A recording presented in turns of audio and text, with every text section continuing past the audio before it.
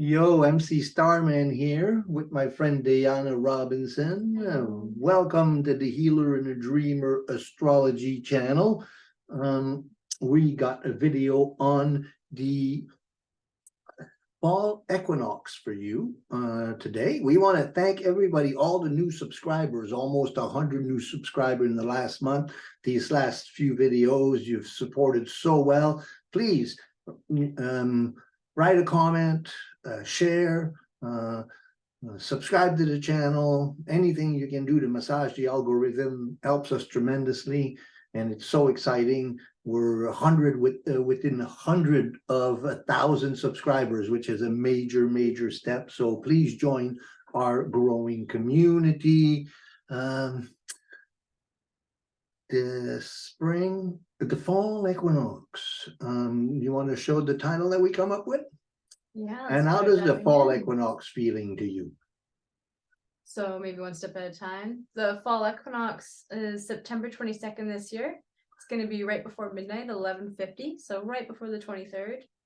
And we're calling it Welcoming the Dark. There is wisdom in not knowing. Should we share how we came to that? Yeah, well, welcoming the dark, what does that mean?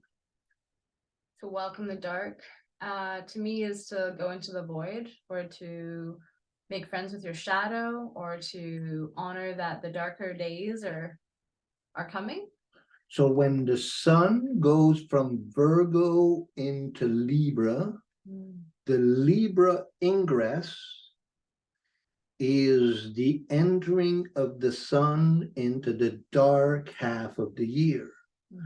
From when the sun comes into Aries, it comes into the bright light half of the year. Now with the fall equinox, from now on, the night will dominate and the night will be longer. So we're entering into the dark. And then we said, it's okay. There's wisdom in not knowing. What does that mean? Wisdom in not knowing. I think in our world, or at least in the culture here, is a lot of knowledge, and also a lot of sharing of information, and then a lot of value on knowing the answer. And I mean, through especially schooling system, if you know the answer, you're right, and if you don't know, then you're wrong, is commonly what's taught to us. And yet often there's things in life we don't know, or we don't get to know until we're there and meeting that point, whether it's we don't know how we'll feel or react or what we'll choose, or we don't know what that winter's going to look like, or what we're going to do that day, or whatever's coming your way. So I think the wisdom in not knowing means that, at least for me, is that there's a wisdom in being able to be present. And sometimes if you really don't know, not faking it and just going about one moment to the next in an earnest way and being present with that. But it's very uncomfortable to be that way, because our egos really like to know what's next. I like what the Jung quotes about the I Ching. He says, it is nature's arrangement to fill what is empty and to empty what is full. I like that a lot.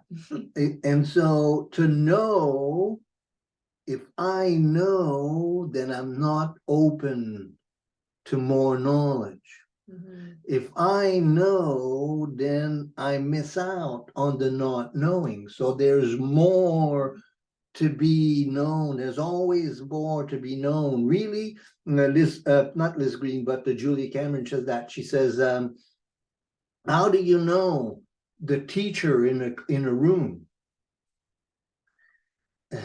She's the one who's learning the most. You know, the teacher is really student, and so not knowing is the mother of wisdom. Because if I don't know, then I'm seeking. And isn't that what we're doing, is seeking? And not knowing makes us open to prayer. It makes us open to guidance. And it makes us kind of emotionally available too, right? Because if I know, then there's nothing you can tell me that's going to change me. But if I don't know, then I want your opinion. I want to know what you got to contribute. So coming from the place of not knowing, and the entering into the dark. Go ahead. Oh, I was just connecting. My mom is studying the Course in Miracles right now, and one of the phrases that day recently was, oh boy, hopefully I don't butcher it. I don't know what is the best for myself. And so I don't always know what is the best for myself, I think it was. And so this just allowance that like, maybe we know that we should, or we think we should know that we should drink this time and go to work at this time and do this practice for my body or eat this right food, but it's not always necessarily what is in our best interest. We're just going at the information that we've gathered up to a certain point, and staying open to more information is definitely how we can allow for more grace and flow and knowledge to pour in. Yeah. Our last video we did on the Triad of Transformation, and we called it WTF is going on, an astrological perspective to the current zeitgeist. So now we're entering into fall. We're going to be looking at the fall equinox chart, and we're going to be seeking to expand on what this means and developing a strategy. So as you enter into fall, what's the greatest need that you find in your own life? As I enter into fall, firewood and gathering my resources and to be ready for everything that's been outside coming inside and making space for that inside, and often getting rid of any extra nicks and knacks that are taking up space, because I'll be inhabiting a small space inside more. But also it's a time I come into more discipline around my creative practice, and spend more time having dinner, breaking bread, and playing games with friends and family. Playing, recreating ourselves. These are rich times, when the darkness and when the not knowing. And I think that in the confrontation with this tremendous shift of energy that's being brought up by the Triad of Transformation, it's easy to think that we know what it means, but I think that to be open to it revealing itself. So yes, we'll look at the chart here, but first let's draw a card to see what the tarot has to say about this coming season. About the whole season or the equinox? The equinox and the whole season. That's what we're doing. Both. Okay.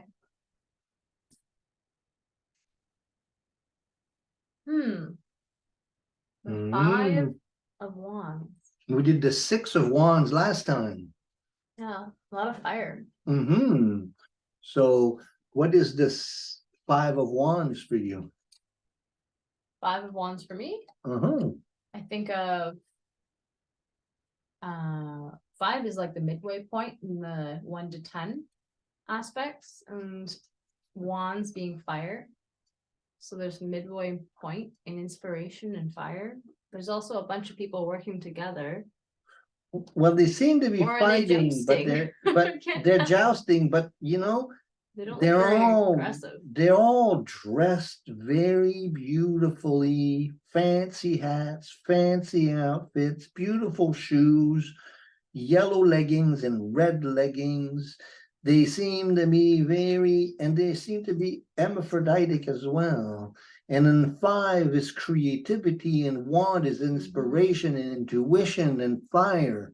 And so then really feels like bringing the light within, or that as the darkness is invited, welcoming the darkness, we're being invited into a playful not knowing, which is the place of deep practice, creative practice.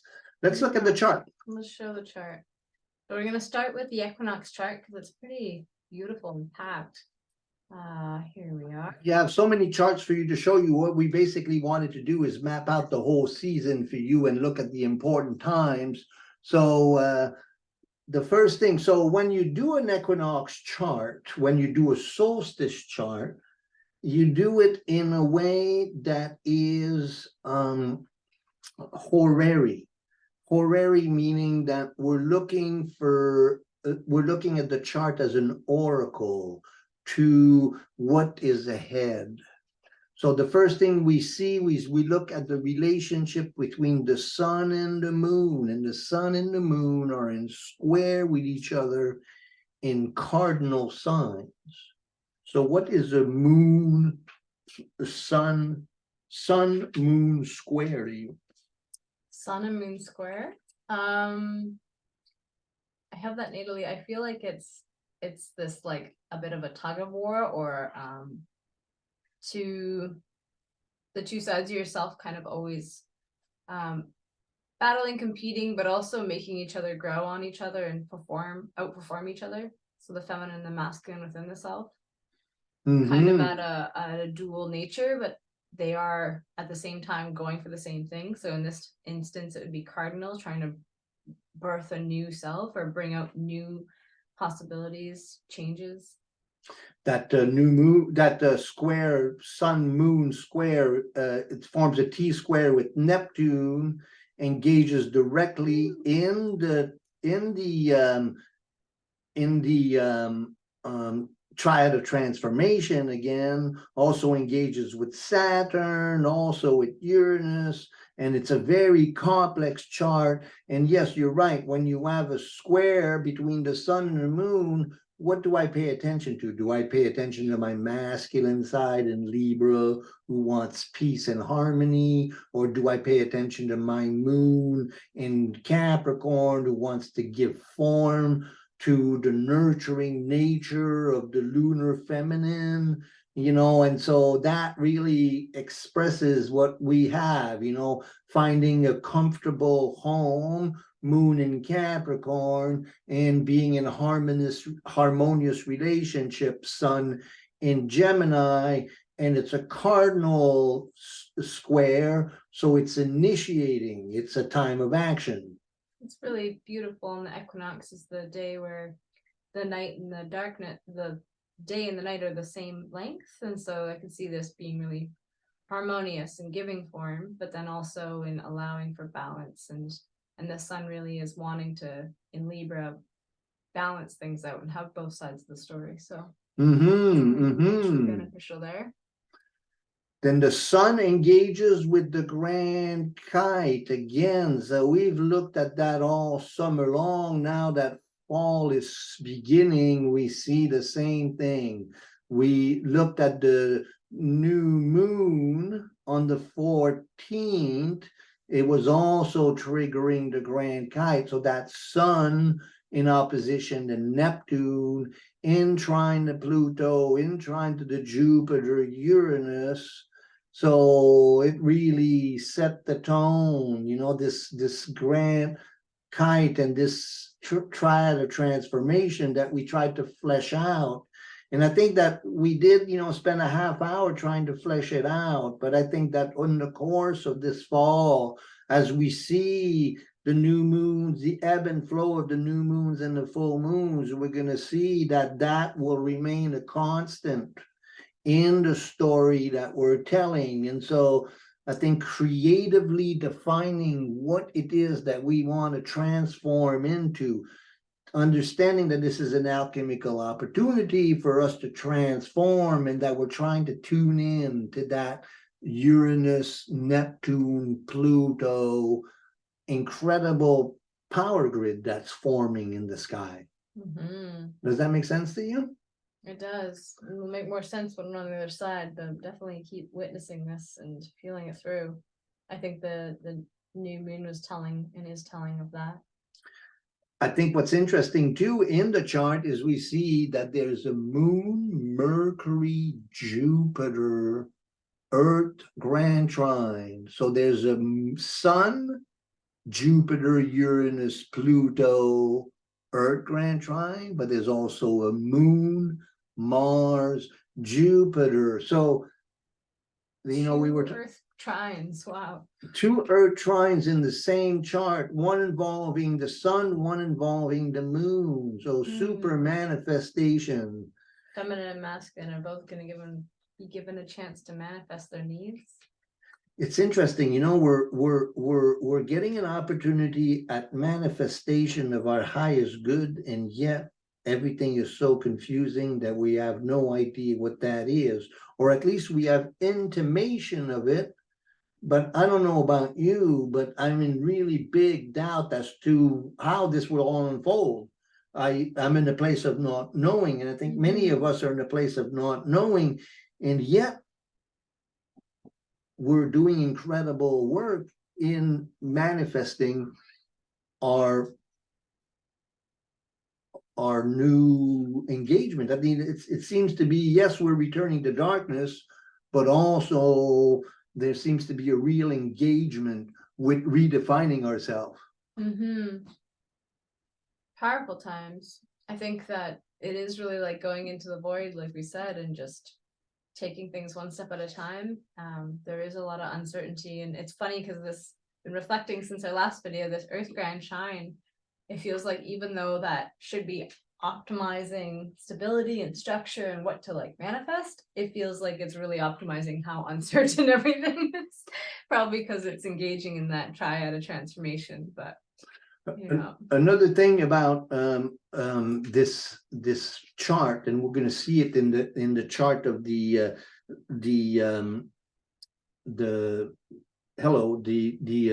eclipse season that's coming up, is the square of Saturn and Uranus.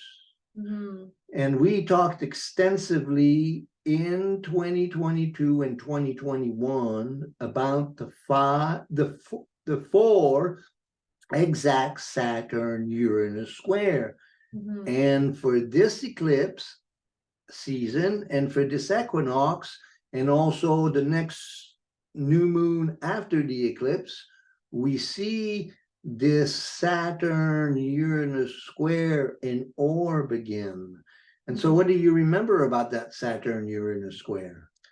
I remember there was definitely this conflict between people's personal needs and expansion, and then the discipline and structures that were being put in place. So a lot of like the lockdown measures or control regulations by governments were seemingly quite connected with that square. I will mention like the Saturn Uranus square. It's not exact this time, but I think it's going to kind of bring up some of those tensions, maybe some memories of the past. And also I wonder, and there has been talk about potential lockdowns to come here in Canada, at least. And I mean, I don't know how much of that is going to truly happen, but it's definitely on people's radar and memory centers for sure.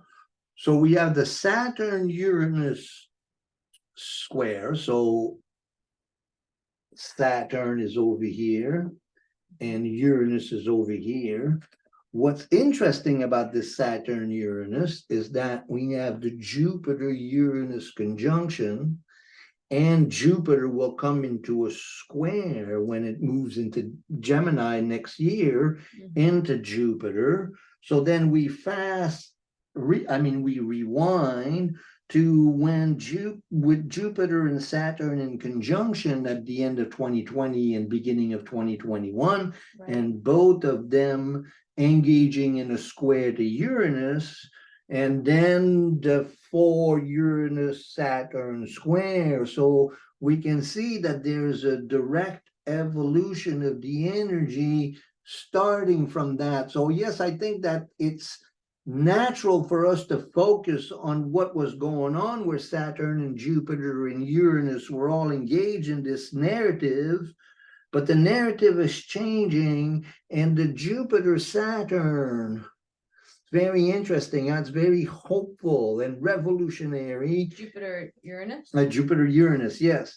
And then the Saturn in Pisces is a much different energy than Saturn in Aquarius, you know? Yeah. It's about the safe container and the safe boat. And then that Jupiter-Uranus is about that immense creative potential that's offered by the Jupiterian principle of emancipation and the Uranian principle of bringing light into the world. So the light bringer and the emancipator are approaching into a conjunction, and that's going to be really the flavor of the beginning of 2024. We're going to have two major things in 2020 at the beginning of 2024. We're going to have Pluto coming into Aquarius, and then we're going to have the exact Jupiter Uranus conjunction in at the next equinox, at the spring equinox. So that's going to be really interesting. So that's kind of setting the story. And so the equinox chart, then you want to return to it, the equinox chart kind of maps out those potential, and you can see, the two grand trines and then the grand kite, and everything is interlaced, right? And what's really important is the role of Saturn. And Saturn, about to go direct into Pisces, almost leaving Aquarius and then coming back. So almost leaving Aquarius? almost leaving Pisces. It goes to 0 degrees and then turns direct. And how it's engaged with the sun, but also with the moon. So we have a Saturn, moon, sun, and then we have a Saturn, moon's Uranus kind of formation as well. And so everything, so that's a very complex story. One of the factors that I wanted to kind of focus, and the only planets we haven't really talked about, is that Venus, Mars, Chiron. Yeah. And, so the whole story seems to be about healing our feminine and our masculine, how we express our Mars and how we express our Venus into the world as the subplot, with Chiron. It's really an interesting story, huh? Does that make sense? Yeah, there's a big theme here for the fall equinox, the day of balance, to go into the darkness, really working on balancing out these polarities within ourselves, hey? The more we balance it out, the more healing can come, and the more manifesting of the world we want to be living in can come. Mm-hmm. Carl Jung had it right all along. No surprise. Let's look at Let's jump ahead to some more charts. Okay, so this is the eclipse season, and let's go off screen here. So what's the eclipse season for you?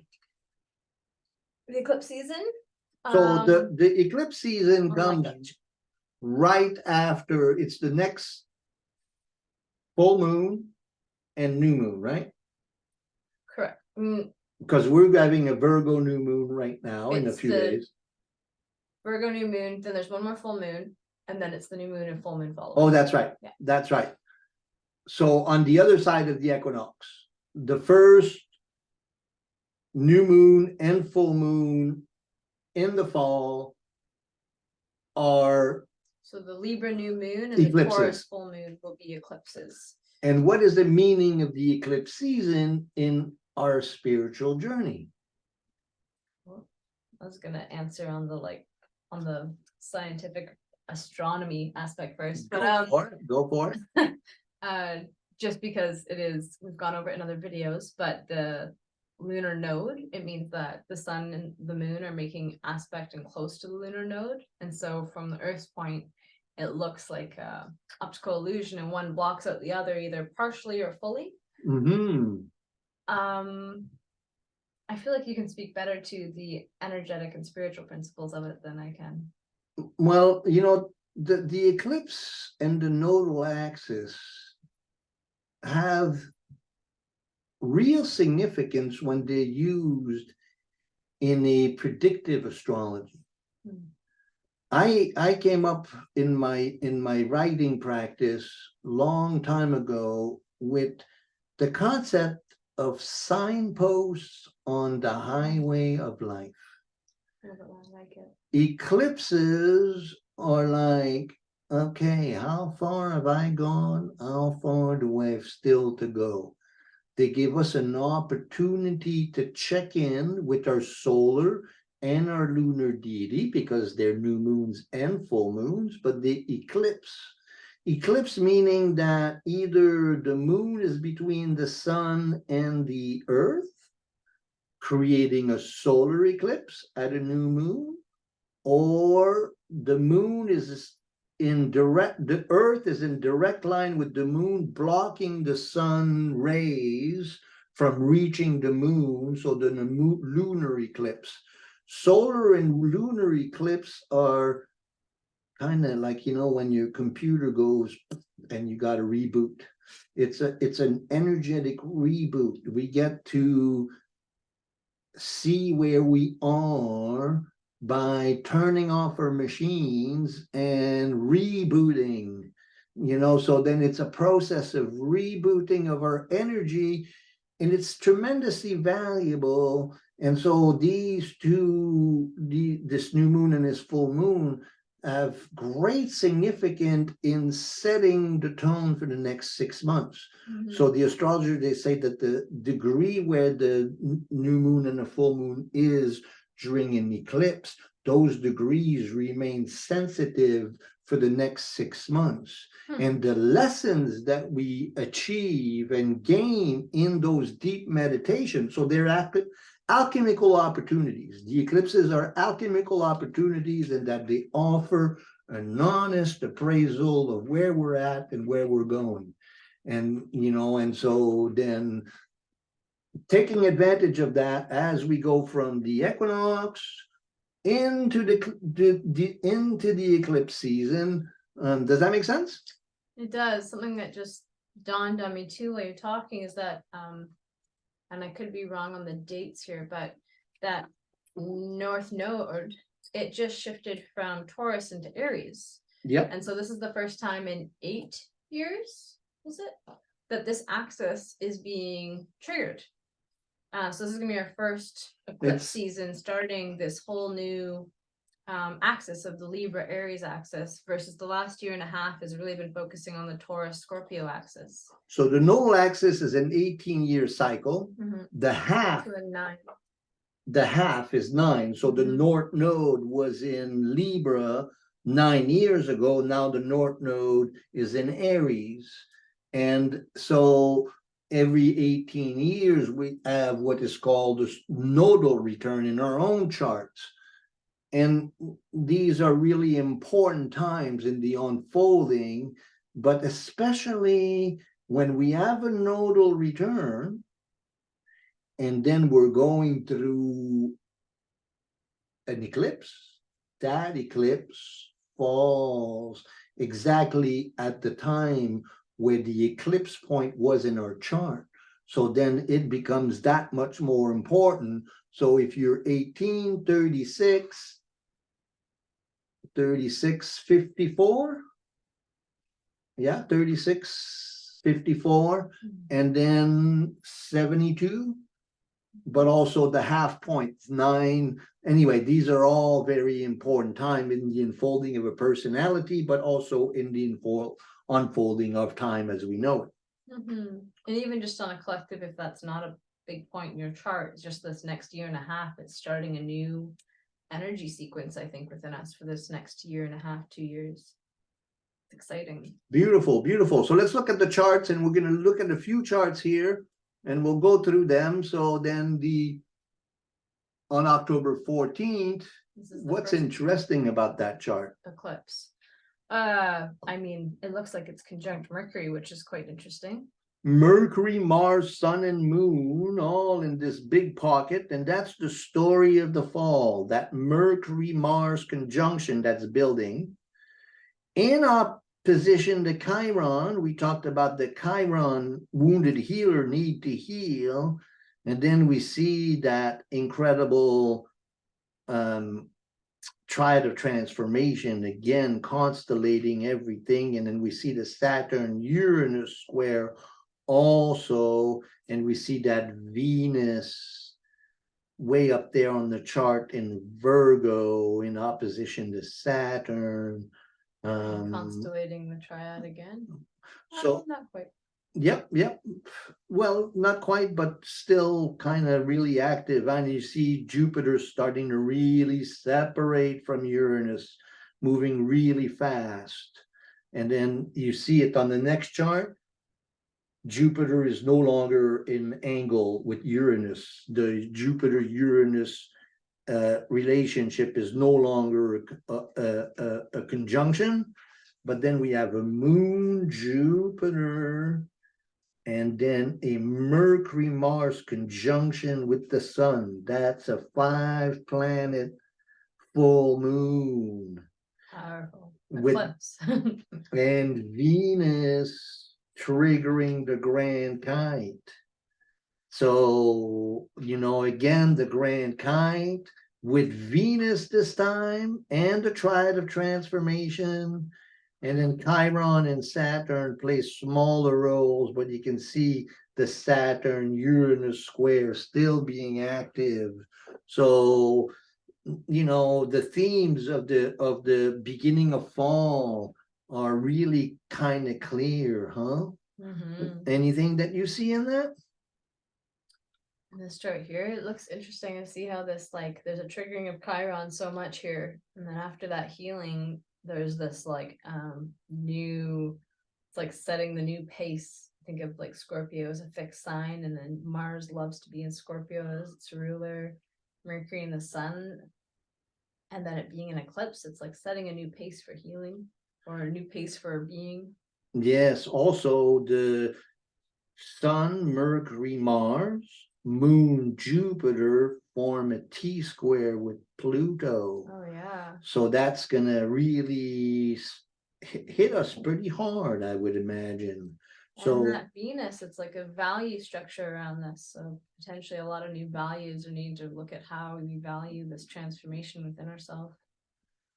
fascinating chart, fascinating chart. Let's look at the next set of charts. Okay. So then here we have a new moon in Scorpio on the 13th of November and a full moon in Gemini. What date is that? November 21st. No, if it's the 13th, so it'll be the 30th or so, the 29th. We got 27th, looks like maybe. something like that. Yeah. So then now the Sun, Moon, Mars conjunction makes direct opposition to Uranus and again triggers a bowl shape with the Triad of Transformation. And then that bowl shape kind of shifts a little bit into a wider bowl shape with the next moon. And everything is so tight. And again, Venus plays a really important role in triggering Saturn, Chiron, and Uranus. And then Jupiter's moving really far away. And that Sun-Saturn conjunction, fascinating energy. Now, what do you see in that? Sun-Mars conjunction. Yes, sorry. Yeah, last like 3 charts here, you've seen this Mars-Sun conjunction, so that'll be interesting. A lot of power behind the sun there. And then Mercury is going away from the sun, but soon it's going to turn retrograde and come and meet Mars again. So that's going to be interesting to witness. Yeah, in a little bit of time. So the last 2 were eclipses. This is after the eclipse season, after Halloween, darker days for sure now. The darkest of the days really setting in. And all throughout those seasons, all throughout it, all throughout the fall, the Triad of Transformation between Uranus, Neptune, and Pluto is constellated strongly throughout the whole thing, which really, if you haven't seen our video on the Triad of Transformation, WTF is going on, go check it out. We'll put a link on that one. And then let's look at the last few charts. That triad, I think we're going to maybe see some more big shifts in our collective society and how we structure ourselves. I think that there's, we have to accept and welcome the dark and know that it's okay not to know about what will happen. So to be very attentive to these transformations. Taurus new moon, I see, maybe I'm off, but I see a big sudden change in our reality, at least a potential for a big change in resources and how they're distributed, or some kind of hiccup in the world. That's such a powerful opposition there. And oops, you just did that chart. Yeah, this is what we're doing. We're just wrapping it up. Okay, yeah, and then do the next charts, again, sun and moon are in conjunction with Mars. So really the Mars thing, and then Mercury has turned retrograde now in the December new moon. And then by the full moon, we have Mars Mercury. And so Mars Mercury, we're going to see one more Mars Mercury conjunction at the beginning of next year, 2024. And then Pluto will come in to Aquarius. And then we'll have that Jupiter Uranus. So Jupiter is about to turn, and look, that bowl shape again. But now the bowl shape is Jupiter, Saturn, Sun, and Moon. So there's something that the year is ending in a real push for Jupiter is our highest good, and Saturn is the discipline that we need to get there. And so that should, and with the Mercury Mars conjunction triggering all of that and being included in that, it's going to be very interesting end of the year. And you saying that, is that Christmas time, that chart? This one here, that's the 26th, the So day after Christmas. the There's a day full after moon. Christmas, we have a Cancer full moon. Make a little bit of an intense Christmas this year. And it's also in T-squared and Neptune. A little dissociative. So all of these patterns we've been going through all summer long in our studies.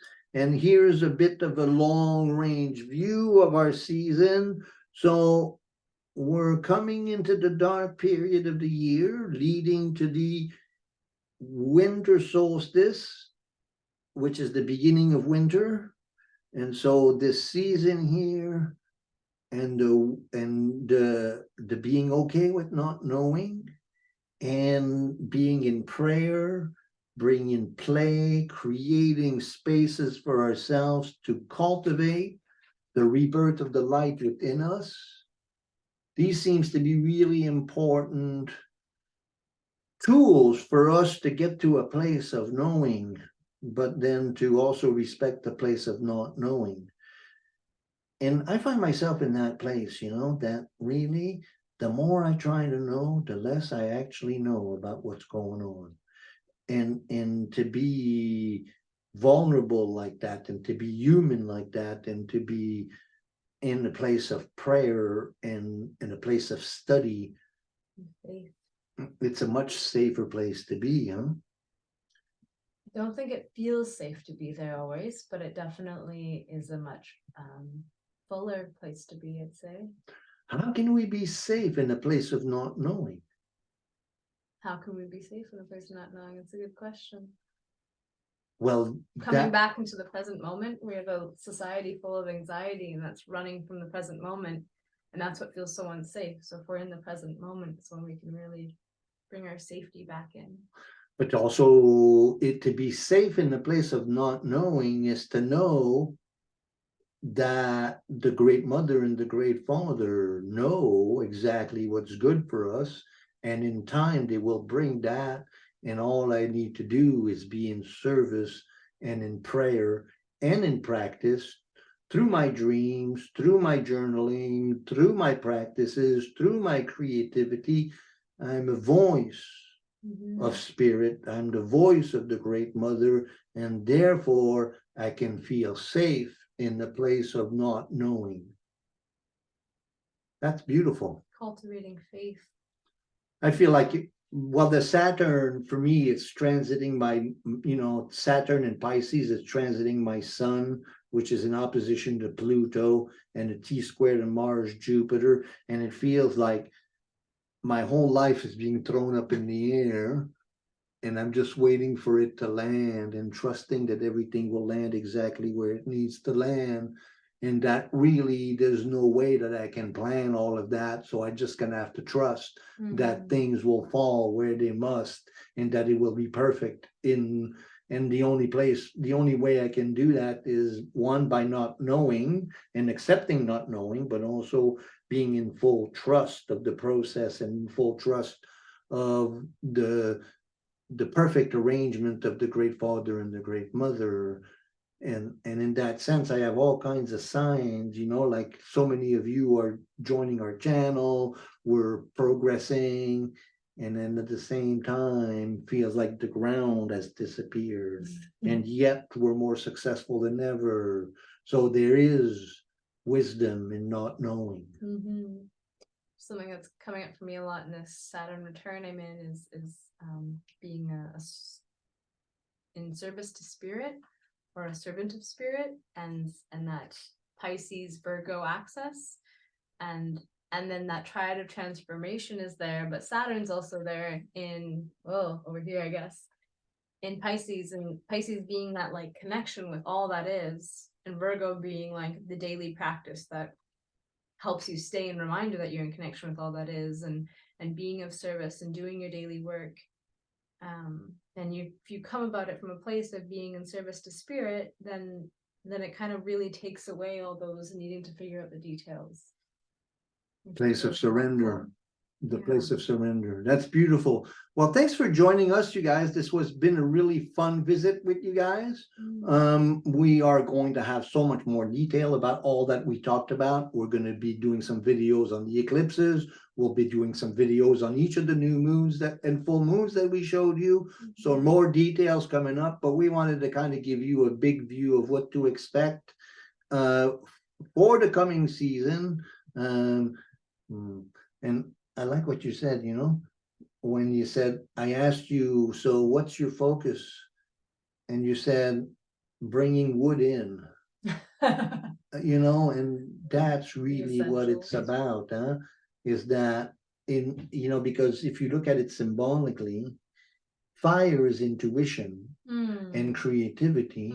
In order to have fire and creativity and intuition, you need to have earth, wood, to burn, to create that inspiration. So really having this warmth to nurture your soul through this journey into the dark is so important. And so then we wish you the same thing. May you have lots of wood, and may your fires be burning brightly, so that light can accompany you in your journey to the darkness. We'll see you next time. Thank you, Dayana. That was fun. Thank you, everybody. Be well, take care, and shall we enter the darkness full of spirit? Yay.